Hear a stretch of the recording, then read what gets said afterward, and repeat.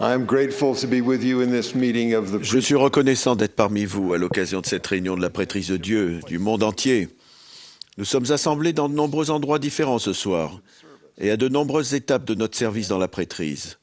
Pourtant, avec toute la diversité de nos situations, nous avons un besoin en commun, celui d'apprendre nos devoirs de la prêtrise et de progresser dans notre pouvoir pour les accomplir.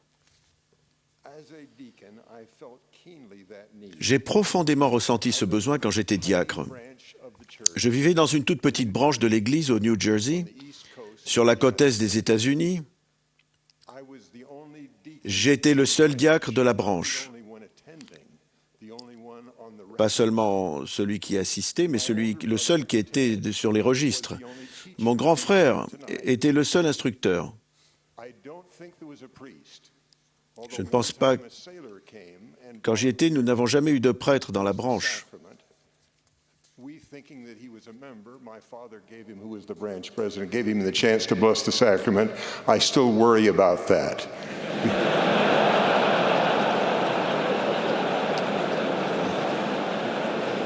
I have to insert here too, I wish I had heard President Uchtdorf. J'aurais aimé entendre le président Uchtdorf et frère Dixon quand j'y étais, parce que je vivais en dessous du potentiel que j'avais.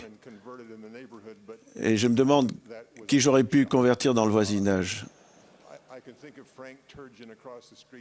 Je pense à Frank Turgeon, qui vivait de l'autre côté de la rue, est allé en prison et un autre est allé en prison aussi. C'était un voisinage particulièrement rude.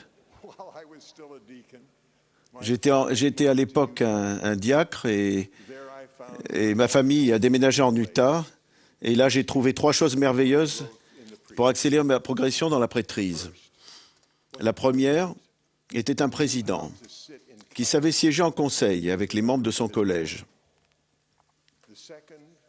La deuxième était une grande foi en Jésus-Christ qui donnait aux membres un grand amour les uns pour les autres.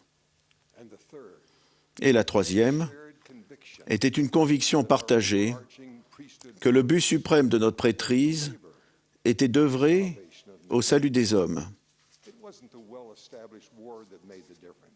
Ce n'est pas la paroisse bien établie qui a fait que les choses étaient différentes. Ce qui se trouvait là aurait pu être n'importe où, dans n'importe quelle unité de l'Église dans laquelle vous vous trouvez.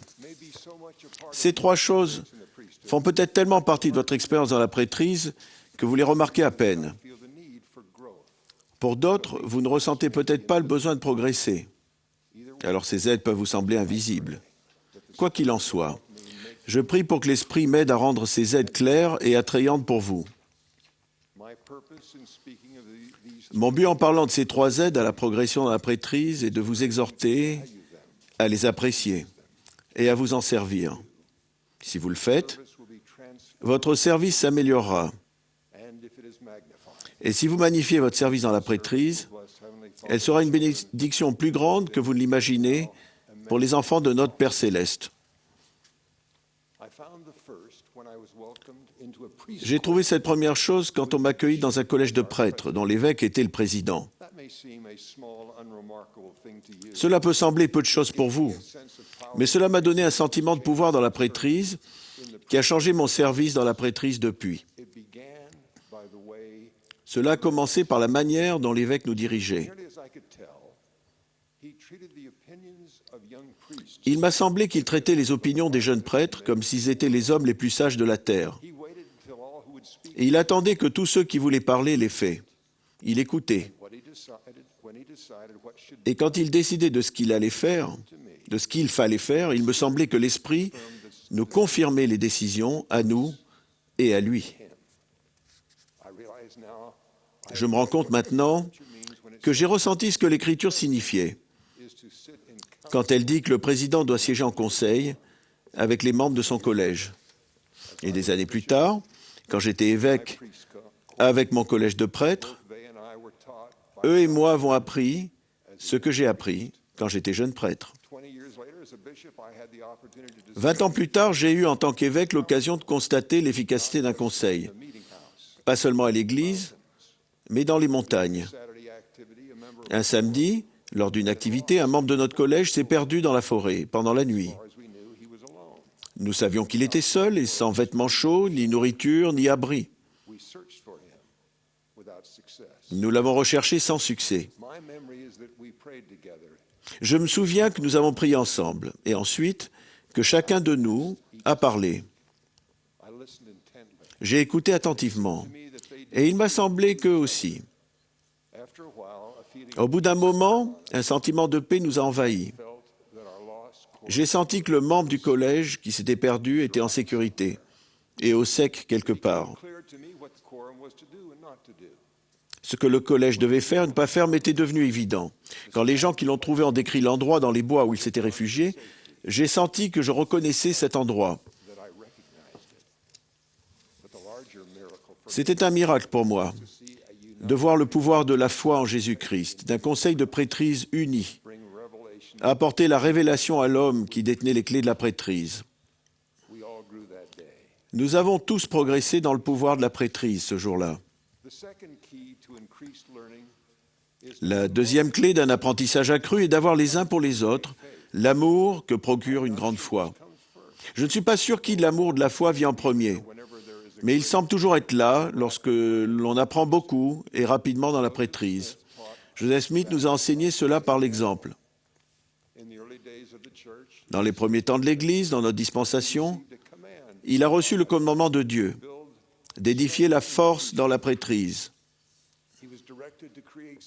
Il devait créer des écoles pour les détenteurs de la prêtrise. Le Seigneur a exigé qu'il y ait de l'amour parmi les frères qui enseignaient et ceux qui étaient instruits. Voici les paroles du Seigneur à propos de la création d'un lieu d'apprentissage de la prêtrise et comment cela se passerait pour ceux qui allaient y étudier.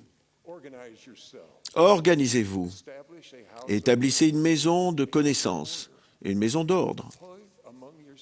Désignez parmi vous un instructeur et que tous ne soient pas porte-parole en même temps, mais qu'une personne parle à la fois et que tous écoutent ce qu'elle dit, afin que lorsque tous ont parlé, tous soient édifiés par tous et que chacun ait un droit égal. Fin de citation. Le Seigneur décrit ce que nous avons déjà vu, c'est-à-dire la force qu'un conseil ou une classe de la prêtrise pour apporter la révélation par l'Esprit. La révélation est le seul moyen par lequel nous pouvons savoir que Jésus est le Christ. La foi est le premier échelon de l'échelle que nous gravissons pour apprendre les principes de l'Évangile. À la section 88 des Doctrines et Alliances, versets 123 et 124, le Seigneur met l'accent sur l'amour mutuel et l'abstention de critiques réciproques. Chacun a obtenu le droit d'entrer à l'école de la prêtrise établie par le Seigneur en contractant à main levée l'alliance d'être un ami et un frère dans les liens de l'amour. Fin de citation. Nous ne faisons plus cela de nos jours. Mais partout où j'ai vu un apprentissage remarquable dans la prêtrise, ces liens de l'amour sont présents. Encore une fois, j'ai vu en ces liens d'amour la cause et l'effet de l'apprentissage des vérités de l'Évangile. L'amour invite le Saint-Esprit à être présent pour confirmer la vérité. Et la joie d'apprendre ces vérités divines suscite l'amour dans le cœur des gens qui partagent l'expérience de l'apprentissage. Le contraire est tout aussi vrai. La discorde ou la jalousie inhibe la capacité du Saint-Esprit de nous instruire et nous empêche de recevoir la lumière et la vérité. Et dans les sentiments de déception qui en découlent invariablement, on trouve les germes d'une plus grande discorde et de plus de critiques parmi les personnes qui s'attendaient à une expérience d'apprentissage qui ne s'est pas produite. Il me semble que parmi les détenteurs de la prêtrise qui apprennent bien ensemble, il y a toujours de grands artisans de paix. On le voit dans les classes et les conseils de prêtrise. C'est le don d'aider les gens à trouver des points communs quand ils voient des différences. C'est le don d'aider les gens à trouver une contribution plus qu'un point à corriger dans ce que quelqu'un a dit,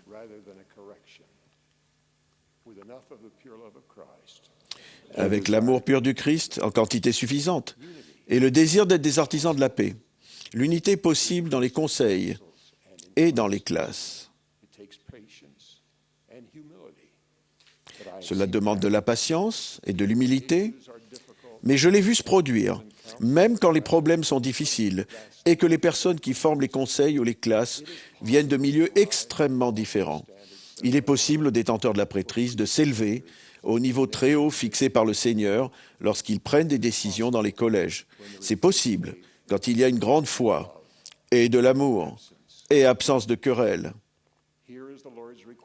Voici ce qu'exige le Seigneur pour qu'il valide nos décisions. Je cite, « Et toute décision prise par l'un ou l'autre de ces collèges doit l'être à l'unanimité des voix qui le composent. C'est-à-dire que chaque membre de chaque collège doit être d'accord avec ces décisions pour que les décisions prises aient le même pouvoir ou la même validité dans l'un que dans l'autre. » Fin de citation. La troisième aide dans l'apprentissage de la prêtrise découle de la conviction partagée à propos de la raison pour laquelle le Seigneur nous bénit et nous fait confiance pour détenir et exercer sa prêtrise. Cette conviction est d'œuvrer au salut des hommes. Elle apporte de l'unité dans les collèges. Nous pouvons commencer à apprendre cela dans le récit scripturaire, détaillant la manière dont nous, les fils d'esprit, avons été préparés avant notre naissance pour cet honneur rare de détenir la prêtrise. Parlant des hommes qui ont reçu ce grand dépôt de la prêtrise ici-bas, le Seigneur a dit, avant même de naître, ils avaient reçu avec bien d'autres leur première leçon dans le monde des esprits et avaient été préparés pour paraître au temps fixé du Seigneur, pour travailler dans sa vigne, au salut de l'âme des hommes. Fin de citation.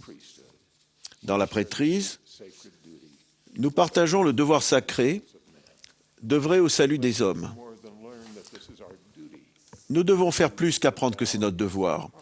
Il doit pénétrer dans notre cœur si profondément que ni les nombreux appels à nos efforts dans la fleur de l'âge, ni les épreuves qui accompagnent le vieillissement ne peuvent nous détourner de ce but. Il y a peu de temps, j'ai rendu visite à un grand prêtre chez lui. Il n'est plus en mesure de venir à nos réunions de collège. Il vit seul. Son épouse magnifique est décédée et ses enfants vivent loin de chez lui. L'âge et la maladie limitent sa capacité de servir. Il soulève toujours des poids pour conserver ce qu'il peut de sa grande force d'autrefois. Quand je suis entré dans sa maison, il s'est levé avec son déambulateur pour m'accueillir. Il m'a invité à m'asseoir sur une chaise près de lui. Nous avons parlé des occasions que nous avons eues d'être associés dans la prêtrise. Puis il m'a dit avec beaucoup d'intensité, « Pourquoi est-ce que je suis toujours vivant? Pourquoi est-ce que je suis toujours là? Je ne peux rien faire. » Je lui dis qu'il faisait quelque chose pour moi. Il m'édifiait par sa foi et son amour. Lors de ma brève visite, il m'avait donné envie d'être meilleur. Son exemple de détermination à faire quelque chose d'important m'a donné l'inspiration de faire plus d'efforts pour servir autrui et le Seigneur. La tristesse de sa voix et l'expression de son regard me disaient que je n'avais pas répondu à ses questions. Il se demandait toujours pourquoi Dieu le laissait vivre avec une capacité de servir si limitée. De sa manière généreuse habituelle, il m'a remercié d'être venu le voir. Au moment où je me levais pour partir, l'infirmière qui vient chez lui, quelques heures par jour, est sortie d'une autre pièce. Durant notre conversation privée, il m'avait parlé un peu d'elle. Elle avait vécu parmi les saints des derniers jours la majeure partie de sa vie, mais n'était toujours pas membre de l'Église. Elle s'est approchée pour m'indiquer la porte. Il a pointé un doigt vers elle et a dit en souriant, « Vous voyez, je ne peux rien faire. J'ai essayé de l'emmener à se faire baptiser dans l'Église, mais ça n'a pas marché. » Elle nous a souri à tous les deux. Je suis sorti et suis rentré chez moi. C'est alors que je me suis rendu compte que les réponses à ces questions avaient été semées dans son cœur il y avait longtemps. Ce grand prêtre vaillant essayait d'accomplir ce que son devoir lui avait appris pendant ces décennies dans la prêtrise. Il savait que le seul moyen pour que cette jeune femme ait la bénédiction du salut par l'évangile de Jésus-Christ était de contracter une alliance par le baptême. Il avait été instruit selon les alliances par chaque président de chaque collège, depuis celui des diacres jusqu'à celui des grands prêtres. Il se souvenait de son serment et de l'alliance de la prêtrise, et il le ressentait. Il les respectait toujours. C'était un témoin et un missionnaire du Sauveur, où que la vie le mène. C'était déjà dans son cœur. Le désir de son cœur était que le cœur de l'infirmière soit changé par l'expiation de Jésus-Christ et par le respect des alliances sacrées. Le temps qu'il aura passé dans l'école de la prêtrise ici-bas sera relativement court, comparé à l'éternité. Mais même dans ce bref laps de temps, il a maîtrisé le programme éternel. Il emportera avec lui, là où le Seigneur l'appellera, des leçons de la prêtrise d'une valeur éternelle. Non seulement vous devez vous empresser d'apprendre vos leçons de la prêtrise ici-bas, mais vous devriez aussi être optimiste quant à ce qui est possible.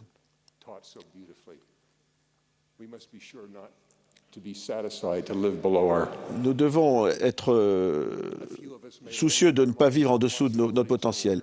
Quelques-uns d'entre nous peuvent limiter dans leur esprit les possibilités d'apprendre ce que le Seigneur nous propose dans son service. Un jeune homme quitta son petit village gallois, entendit les apôtres de Dieu et entra dans le royaume de Dieu sur terre. Il prit le bateau pour l'Amérique avec les saints et traversa les plaines vers l'ouest avec un chariot. Son service dans la prêtrise consistait aussi à défricher et à labourer la terre pour créer une exploitation agricole. Il vendit la ferme pour moins que sa valeur, pour aller en mission, pour le Seigneur, dans les déserts, et élever des moutons. Il fut appelé de là une mission de l'autre côté de l'océan, dans le village même qu'il avait quitté, dans sa pauvreté, pour suivre le Seigneur. Au milieu de tout cela, il trouva un moyen d'apprendre avec les frères de la prêtrise. En missionnaire audacieux qu'il était, au pays de Galles, il fit à pied le chemin qui menait à la résidence d'été d'un homme qui avait été 4 fois Premier ministre d'Angleterre pour lui proposer l'évangile de Jésus-Christ. Le grand homme le laissa entrer dans sa maison. Il était diplômé de l'école d'Eton et de l'université d'Oxford. Le missionnaire discuta avec lui des origines de l'homme, du rôle essentiel de Jésus-Christ dans l'histoire du monde et même du destin des nations. À la fin de leur réunion, l'hôte déclina la proposition de baptême. Mais au moment de partir, le dirigeant d'un des plus grands empires du monde demanda à l'humble missionnaire « Où avez-vous étudié ?» Il répondit « Dans la prêtrise de Dieu. » Vous avez peut-être pensé à un moment donné combien votre vie aurait été meilleure si seulement vous aviez été accepté pour étudier dans telle ou telle école. Je prie pour que vous voyiez la grandeur de l'amour de Dieu pour vous et l'occasion qu'il vous a donnée d'entrer dans son école. Si vous êtes diligent et obéissant dans la prêtrise, des trésors de connaissances spirituelles se déverseront sur vous. Vous progresserez dans le pouvoir de résister au mal et de proclamer la vérité qui conduit au salut. Vous trouverez de la joie dans le bonheur des personnes que vous menez à l'exaltation. Votre famille deviendra un lieu d'apprentissage. Je témoigne que les clés de la prêtrise ont été rétablies. Le président Thomas S. Monson détient et exerce ces clés. Dieu vit et vous connaît parfaitement. Jésus-Christ vit. Vous avez été choisis pour avoir l'honneur de détenir sa prêtrise sacrée. Au nom de Jésus-Christ. Amen.